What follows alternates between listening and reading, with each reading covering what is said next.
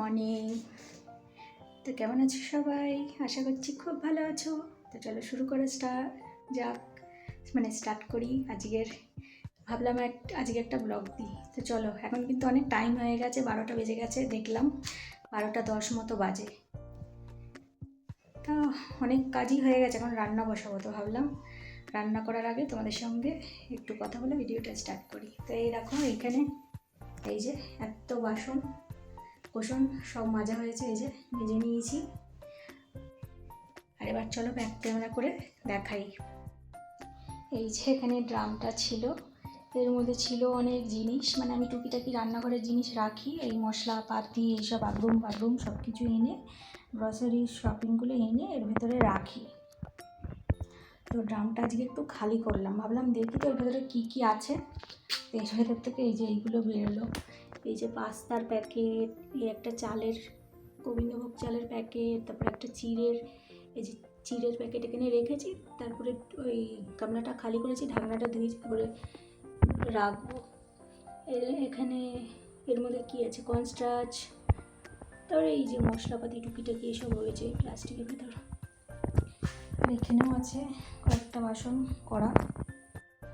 আর এই যে কালকে আনা হয়েছিল ডিম, কালকে সন্ধ্যেবেলায় একটা ডিম এনে দিয়েছিল ওর বাবা।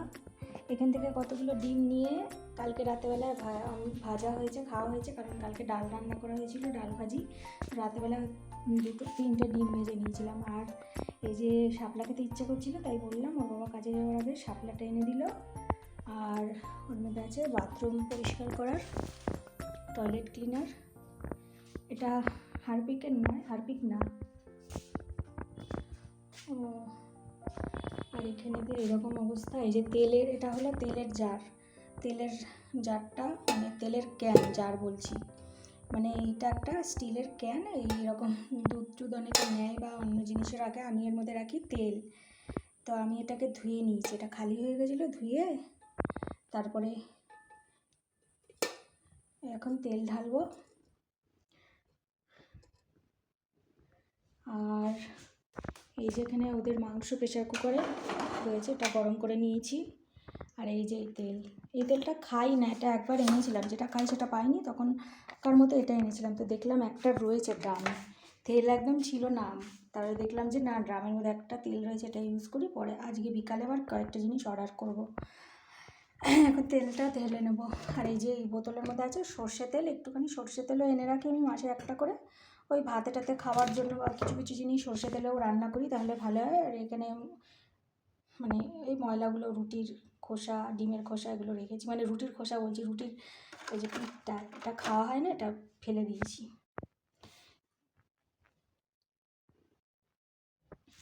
আর এই যে এইখানে কতগুলো ছোট ছোট কৌটো দেখছো, এগুলো কিন্তু চকো স্প্রেডের কৌটো, বোতল ছিল এর মধ্যে। সব আমার খেয়েছিল অনেক কৌটো, এরকম কিন্তু অনেক কটা কৌটো আছে। আর কৌটোগুলো যেহেতু কাচের, সেই জন্য ফেলি না, রেখে দিই। ধুয়ে ধুয়ে কিছু ইউজ করা যায়, মানে কিছু মশলাপাতি হোক, কিছু হোক। এগুলো আমি ধুয়েছি সেদিনকে, খালি ছিল, কিন্তু সেরকম কিছু ছিল না, কিন্তু অনেক দিন এমনি রাখা ছিল, তো কেমন একটা ধুলো ধুলো হয়ে গেছিলো, সেই জন্য আমি ধুয়ে নিলাম। এর মধ্যে কয়েকটা জিনিস ঢালবো, সেটা তোমাদের আজকে রাতেরবেলা যখন ঢালবো, সন্ধ্যেবেলায় হাতটা ফাঁকা থাকবে, তখন তোমাদের সঙ্গে সেটা শেয়ার করব। আর চিংড়ি মাছ নিয়ে এসছে, থোড়ও ছিল বাড়িতে একটু, থোড়টা খাবো বলে চিংড়ি মাছ আনতে বলেছিলাম, ছোটো ছোটো চিংড়ি। তো এনেছে নাকি বড় বড় চিংড়ি, এখনও খুলেও দেখিনি, এখন দেখবো। তো ভাবছি দূর, থোড়টা আজকে কাটবো না, শাপলাটাই করে ফেলি, শাপলাটা ফ্রেশ আছে, শাপলাটাই করি, থোড়টা দেখা যাবে কাল করব। থোড়ের মধ্যেও একটুখানি দিলে, শাপলার মধ্যেও দিলে হয়, কিন্তু এই বড় বড় চিংড়ি এনেছে। আমি বলেছিলাম ছোটো ছোটো চিংড়িগুলো এতে ভালো লাগে, বড় বড় চিংড়ি এনেছে, 400 টাকা কিলো এই বড় বড় চিংড়ি। ওইগুলো দিয়ে কি আর এগুলো ভালো লাগে? যেটার মানে সবেরই আলাদা আলাদা রকম স্বাদ থাকে, বলি এক করে এক, এইটুকুনি চিংড়ি 100 টাকা। বাবা, আমি বলছি বাবা, ছোটো ছোটো চিংড়ি আনলে 50 টাকার মধ্যে হয়ে যেত, 250 গ্রাম। আর সেখানে এইটুকুনি চিংড়ি, আবার বলছে নাকি এখানে 250 গ্রাম রয়েছে। আমার তো ধরে 250 গ্রাম লাগছেই না। এই যে এই চিংড়িগুলো ভালো লাগে বলো?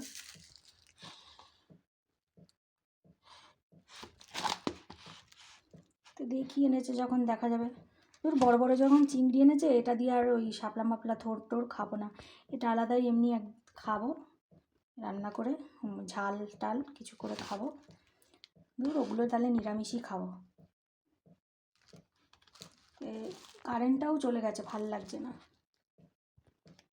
চিংড়িটা ভালো আছে, কিন্তু ওই থোড় দিয়ে তারপরে শাপলা দিয়ে খাবার মতো ওগুলোর মধ্যে ছোট ছোট যে চিংড়িগুলো থাকে সেগুলোই ভালো লাগে। থাকে কী যে গরম পড়েছে, যতই বৃষ্টি হোক তবুও যেন গরমটা আর কিছুতেই কমছে না। আর ওখানে ফ্যানটা চালিয়ে আমি কাজ করি, এদিকটা পুরো কোনা, ওখানে বাসন টাসন ধুতে গিয়ে আজকে আমার অবস্থা খারাপ হয়ে গেলো। কী গরম, ইনভার্টারটা ছিল একটুখানি, ওদিকে গিয়ে হাওয়া খেলাম, অনেকক্ষণ গেছে কারেন্টটা। ইনভার্টারটা পুরনো হয়ে গেছে, ইনভার্টারেও এখন বেশিক্ষণ চার্জ থাকে না, ইনভার্টারটাও অফ হয়ে গেল। এখন দেখি কারেন্ট কখন আসে। তাই মেয়ে বলছে হেনাটা গুলেছি, কখন লাগাবো হেনা, পাম্প চালাতে হবে, স্নান করতে হবে, মাথা ঘষতে হবে, কী করে করবো। আমি বলি দেখ এখন তো আর করছিস না, একটু পরেই করবি, ততক্ষণে হয়তো চলে আসবে। এই টাইমে কারেন্ট গেলে না 3-4 ঘন্টার আগে তো আসেই না, ওই 2, 2:30, 3টে, কোনো সময় 4টে বেজে যায় আস্তে আস্তে। কোনো কাজ টাজ হয়তো করছে, দেখা যাক সেরকম যদি হয় আজকে, নাহলে হেনাটা লাগাবে না, রেখে দেবে, কালকে লাগাবে। কারণ হেনাটা লাগালে তো আবার ধুতে অনেকটা জল লাগবে। কারেন্ট যদি না আসে পাম্প চালাবো কী করে? মানে জল যা আছে একটু টুকিটাকি কাজ হবে, কিন্তু স্নান করার মতো মনে হয় না অত জল হবে, কারণ সেই কালকে রাতে চালিয়েছিলাম পাম্পটা। সকালে বাথরুম, মুখ টুক ধোয়া, হাত পা ধোয়া, বাসন টাসন ধোয়া, এখন টুকিটাকি কাজ হবে স্নান করতে গিয়ে, নাহলে দেখা যাবে যে অর্ধেক মানে স্নান করতে গিয়ে দেখবে আর জল নেই। দেখা যাক কী হয়, কী করি, যা কিছুই হবে সবই তোমাদের সঙ্গে তাহলে শেয়ার করবো আজকে। তো চলো এই সবজিগুলো কেটে কুটে তাড়াতাড়ি এবার রান্না বসিয়ে দিই।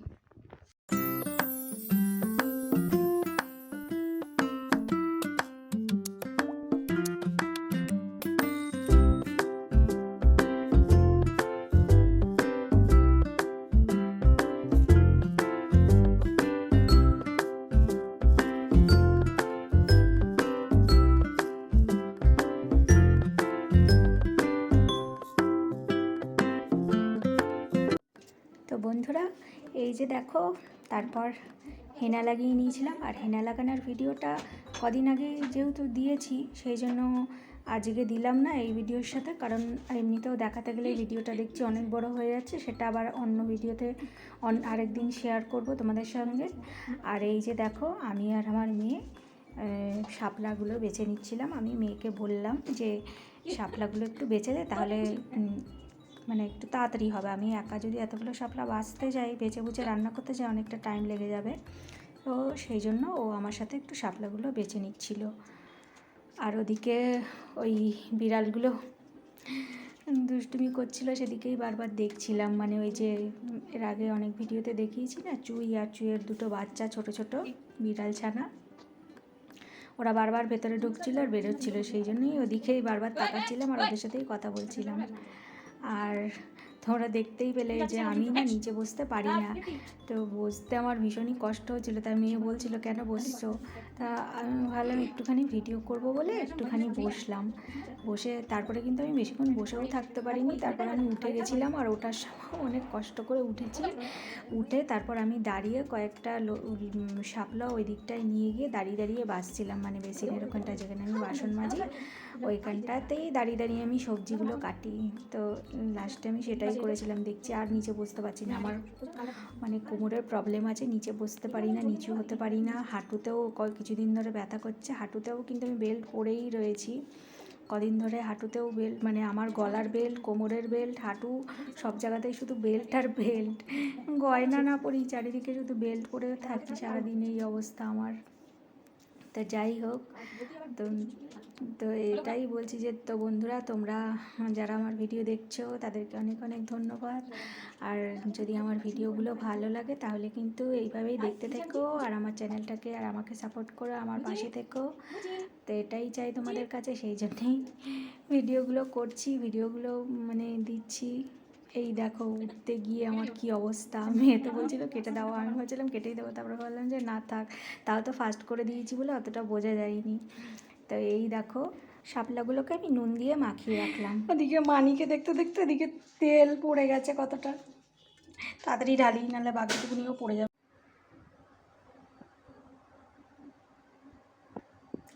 আমার মাথাতেও লাগিয়ে নিয়েছি আমি, অনেকক্ষণ আগে লাগিয়ে নিয়েছি, কিন্তু ক্যামেরার সামনে আসতে পারিনি। লাগিয়ে তারপরে শাপলাগুলো ছাড়িয়ে নিয়েছিলাম দুজনে মিলে, দেখলেই তোমরা। এখন তারপরে বোজোকে খেতে দিলাম, ওই বিড়ালগুলোকে খেতে দিলাম, চুইয়ের বাচ্চা, মানি, এদেরকে সব খেতে টেতে দেওয়া হয়ে গেছে। এবার আমি একটু কিছু মেয়ে চিপস খুললো, চিপসের প্যাকেট, একটু চিপস খেয়ে নিলাম, খিদে পাচ্ছিল। এবার রান্নাটা বসাবো, শাপলা আর ডিমের ঝোল। আর শাপলাটা নুন দিয়ে ভিজিয়ে রেখেছিলাম, এবার বসিয়ে দিই পটাপট, চলো। আর তেল ছিল না, তেল ঢালতে গিয়ে এদিকে হুটোপাটা করতে গিয়ে এদিকে মানি ছিল, মানিকে দেখতে গিয়ে এদিকে তেল পড়ে গেল। সিনচ্যানে একটা এরকম একটা এপিসোড আছে, তাই আমার মেয়ে আবার বলছিল আমাদের ইয়েটাও, তাই বলছিলাম হ্যাঁ, কার্টুনের ক্যারেক্টার আর মানুষের চরিত্র অনেকটা মানে একই হয়ে যায়। বাস্তবের চরিত্র অনেক সময় টিভি বা সিরিয়াল এসবের সাথে ম্যাচ খেয়ে যায়। একদিকে তেল, একদিকে মানে মানি, একদিকে ও মানে এই করতে গিয়ে তেল পরে গড়াগড়ি হলো। তো কাপড় দিয়ে মুছলাম না, তেল এই পেপার একটু চাপা দিয়ে রেখেছি, পেপারটা দিয়ে তেলটা চুষে নিল, অনেকটাই কিন্তু পড়েছিল। এবারে তারপরে মুছবো, নাহলে কাপড় দিয়ে মুছলে না, আবার সেই কাপড়টাকে সাবান দিয়ে ধুতে গেলে 1 কিলো সাবান লাগবে এতটা তেল ছাড়াতে গিয়ে। ঠিক আছে, আর কথা বলবো না, রান্না বসিয়ে দিয়েছে, তেল বসিয়ে দিয়েছি, তেলটা গরম হচ্ছে, দিকে শাপলাটা ধুয়ে নিয়ে আসি।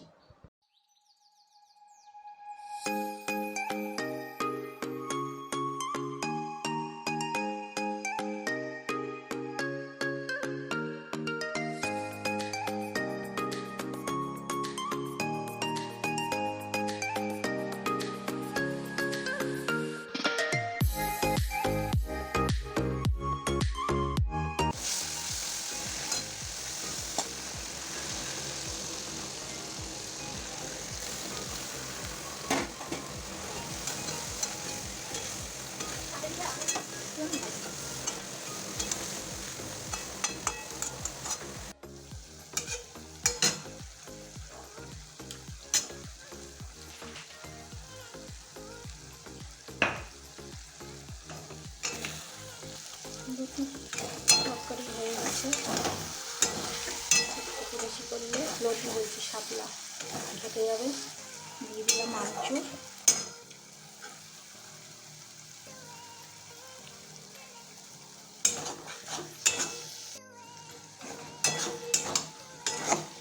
নুন আর দিলাম না, কারণ নুন দিয়ে মাখিয়ে রেখেছিলাম। আমার মেয়ে আবার নুন কম খায়, আবার বেশি হয়ে গেলে খেতে পারবে না। আমার লাগলে আমি নিয়ে নেবো, এই আমচুর দিয়ে নেড়ে চেড়ে ব্যাস গ্যাসটা অফ করে দিলাম।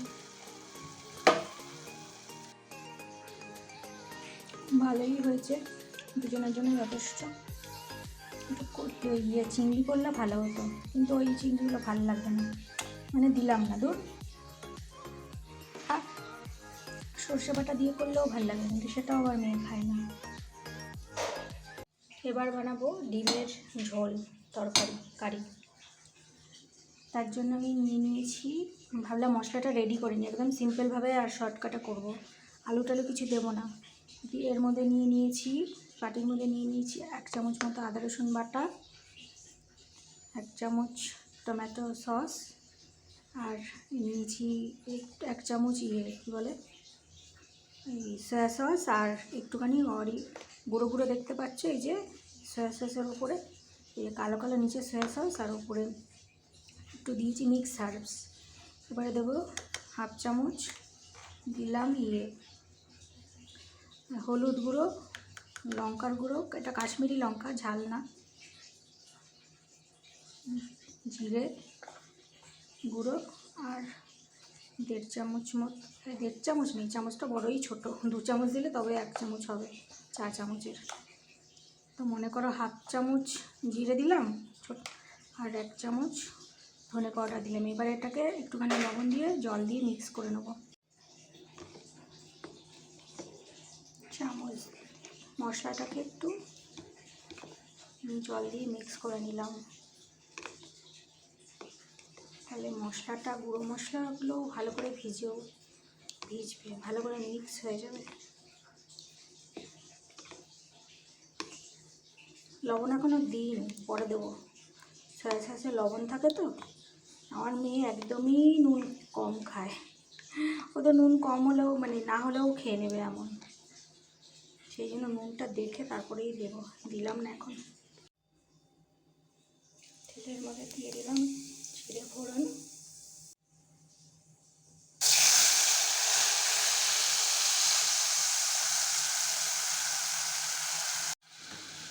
দেখতে পেলে তোমরা আমি ডিমের ঝোলটা মানে মশলাটা এইভাবে করছি, একদম সিম্পলভাবে। তেলের মধ্যে জাস্ট একটু জিরে ফোড়ন দিয়ে দিলাম, পেঁয়াজ টেয়াজ কিচ্ছু দিইনি, ওর মধ্যে আমি তৈরি করে রাখা মশলাটা দিয়ে দিলাম। তারপর মশলাটা কষিয়ে নেবার পর এই ডিমগুলো দিয়ে দিলাম। ডিমগুলো ভেজেও নেওয়া যায় চাইলে, তা আজকে আমি আর ভেজে দিলাম না, এমনিই দিলাম। একটু তাড়া ছিল, হেনা ফেনা করেছি, তারপরে এই শাপলা বাইরে বেছে বেছে রান্না করতে গিয়ে এমনিতেই অনেক বেলা হয়ে গেছিলো, তাই তো এই দেখো গরম মশলা দিয়ে একটু এরকম করে করে নামিয়ে রেখেছি। তো এই দেখো এই আমাদের লাঞ্চ, শাপলার তরকারি আর ডিমের ঝোল বা ঝাল যাই বলতে পারো, এই ছিল আমাদের লাঞ্চ। তো তারপর আর খাওয়াটা তোমাদের সঙ্গে শেয়ার করিনি। তারপর আবার দেখো সন্ধেবেলায় একদম আবার চলে এসেছি। এই দেখো সন্ধেবেলায় যে আগেকার সকালের বাসনগুলো ছিল সেগুলো সব তুলে নিয়েছি, তুলে ওখানে রেখেছি, জায়গায় ঢোকাবো পরে। তার আগে বাসনগুলো দেখিয়ে নিই, মানে মেজে নিই। তো এই দেখো সাবান শেষ হয়ে গেছিলো, একটা সাবান বার করে নিলাম।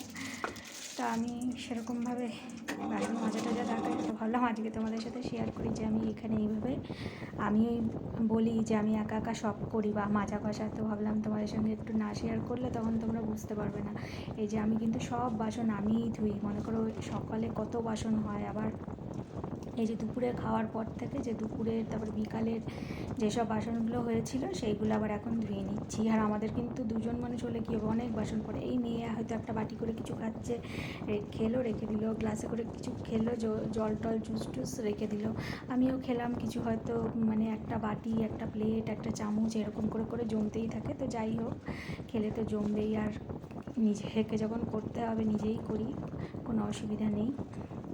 আমার আবার বাসন মাজতে বেশ ভালো লাগে, আমার অন্যজনের বাসন মাজা খুব একটা পছন্দও হয় না, তবে মাঝে মাঝে খুব রাগ লেগে যায়, যখন অনেক বাসন হয় তখন মনে হয় যেন দূর একটা বাসন মাজার লোক হলে ভালো হতো। তো যাই হোক, এই দেখো আমি ধুই, আর আমি এইভাবে একটা একটা করে বাসন ধুই, না হলে আমার মনে হয় যেন সব বাসন একসাথে মেজে রেখে দিলে মনে হয় যেন বাসনের মধ্যে সব সাবানগুলো লেগে শুকিয়ে লেগে থাকে, আর সেটা আবার পরে ডলে ডলে ধুতে আরও বেশি টাইম লাগে। সেই জন্য আমি কী করি, একটা বাসন এমনি এমনি করে মাজি আর একটা একটা করে ধুয়ে নিই। তো ঠিক আছে বন্ধুরা, তো আজকের ভিডিও কিন্তু এইখানেই, এই এখন ভয়েস ওভার দিয়ে ভিডিওটা দিয়ে দেবো। তারপরে দিয়ে আবার মেয়েকে নিয়ে পড়াতে নিয়ে যাব, সেই জন্য একদম সময় নিয়ে খেয়ে দিয়ে একটুখানি বসেই মানে এই ভিডিওটা এডিট করতে লেগে পড়েছি, কারণ আবার বাড়ি আসতে আসতে অনেক রাত হয়ে যাবে, তখনও হবে না, সেই জন্য। তো যেটা এর আগেও তোমাদেরকে বলছিলাম যে ভিডিও ভালো লাগলে কিন্তু আমার চ্যানেলটাকে সাবস্ক্রাইব করে আমার পাশে থেকো প্লিজ প্লিজ। তো আর কি জানি বলবো, কী যে বলবো, অনেক কিছুই বলতে ইচ্ছা করে, মনে মনে ভাবি এই বলবো, কিন্তু যখন না বলতে যাই তখন আর কিছুই আমার মাথায় আসে না কী বলবো। তো এই যে দেখো আমি তো নিজের মাথাটা দেখাতে পারিনি, পরে ভাবছি তোমাদের সঙ্গে শেয়ার করব পরের দিন। তো এই দেখো মেয়ের চুলটাই মানে একটুখানি তোমাদের সঙ্গে দেখিয়ে নিলাম, কারণ কাজ করতে করতে সময়ই আর হয়ে ওঠে না আমার ঠিকঠাক ভিডিও করা। তো এই দেখো ওর চুলটা কীরকম একটু একটু কালারও হয়েছে, হেনা করলে তো একটু লালচে লালচে হয়ই, তো বেশ ভালো লাগছে। তো ঠিক আছে বন্ধুরা, সবাই ভালো থেকো সুস্থ থেকো, আজকের মতো ভিডিওটা কিন্তু এখানেই শেষ করছি, আবার দেখা হবে আরেকটা নতুন ভিডিওতে। Bye bye.